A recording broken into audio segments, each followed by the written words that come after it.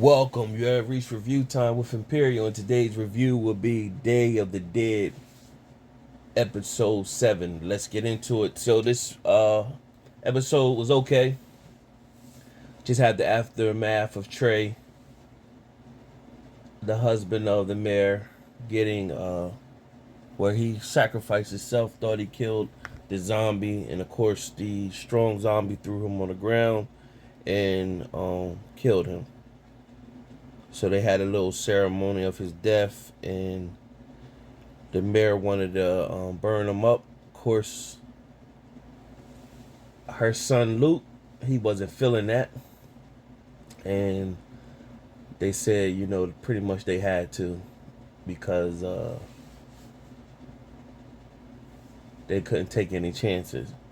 So meanwhile, back at the cryogenics facility, the doctor disappeared, and Detective McDermott, of course, he's full zombie mode, but as you've seen in the last episode, he still has some consciousness of the detective.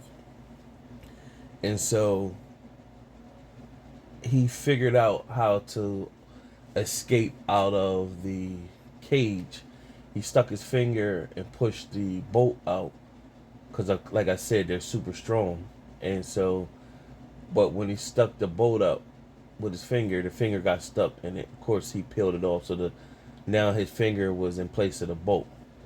So the guy that was head of the construction site, he came in looking for the doctor, and of course, the zombie detective McDermott, was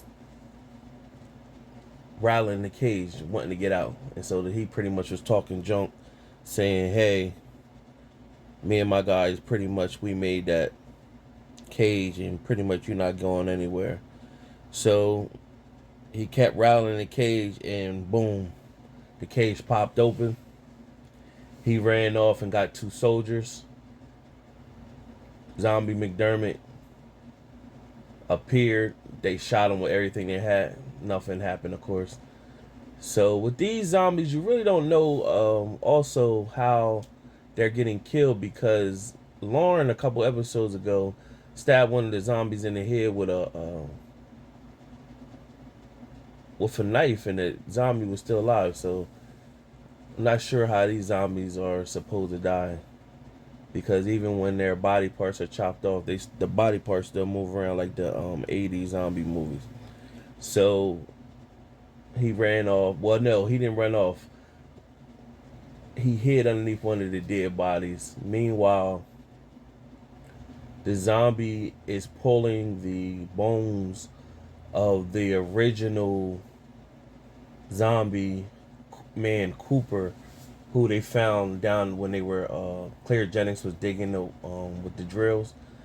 You find out the backstory. Sarah made it to her grandma's house and passed out. Once she came to and she started telling her grandma what happened, the grandma gave her the story because Sarah had this mask.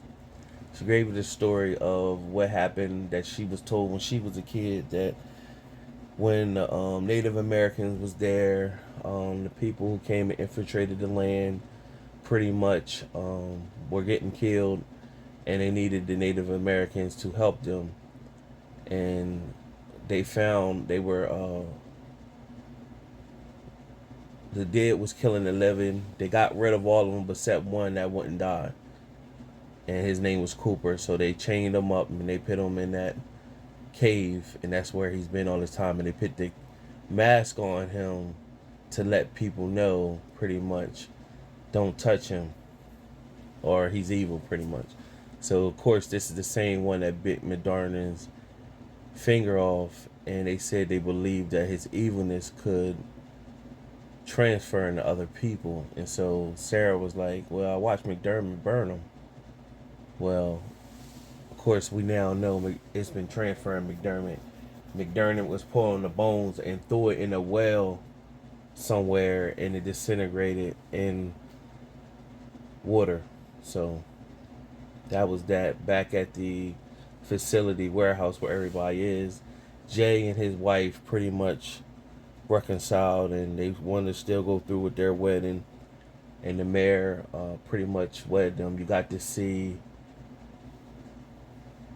Lauren. Remember, she was bit first episode, and when she was bitten,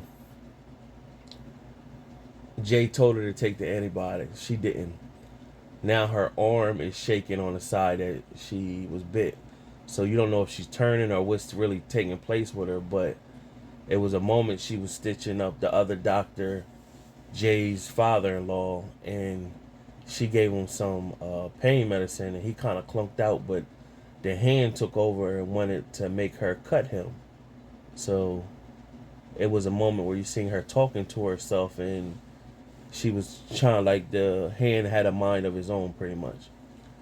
And Cam seen her, came and talked to her pretty much, and he knows something wrong with her, but he real cool with her. Meanwhile, you got Luke is mourning the death of his father, but we all know that Trey wasn't his real father. The old dude is, and the old dude pushed up on the mayor, Paula, and told her pretty much he was wrong, and he would never tell anybody the truth about Luke. And then she told him pretty much go about his business. Luke finally confronted his mom, Paula, blasted her for always putting her being a mayor in front of the family, and that his dad was, always lobbying for her attention to prove that he was right for her. And then he spilled the beans that the dad was having an affair with her assistant, and she didn't know that, so that was hurtful. She didn't know that was going on, and she smacked him. Then apologized after the fact, but he walked off. So meanwhile, the comic relief, the one that was calling his grandpa Peepaw, he's on the roof with the guns telling everybody that the zombies are on their way. So that was pretty much the episode. It wasn't, I guess they took the more serious approach because they were giving dialogue and some storyline. So it wasn't like the comedic little scenes we were seeing that would, that separates this from regular zombie shows or whatever. But overall, it was an okay episode. Subscribe to the channel, like the video. Till next time.